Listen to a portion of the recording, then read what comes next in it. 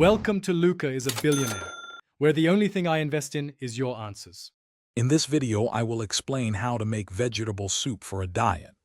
This delicious and nutritious soup is an excellent choice for anyone looking to manage their weight or simply eat healthier.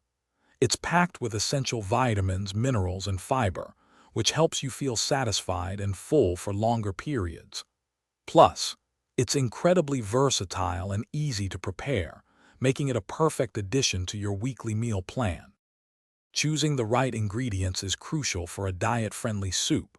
Focus on a wide array of non-starchy vegetables such as bell peppers, zucchini, and green beans. Opt for a low-sodium vegetable broth to control your salt intake.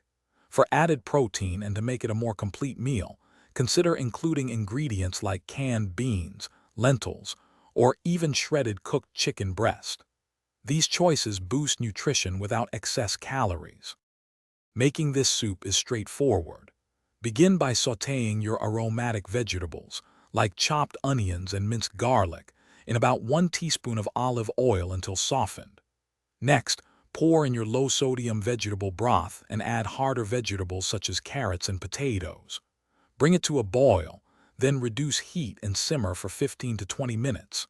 Finally, stir in leafy greens and any pre-cooked protein during the last 5 minutes. To keep your vegetable soup diet-friendly, avoid high-calorie additions like heavy cream, cheese, or too much oil.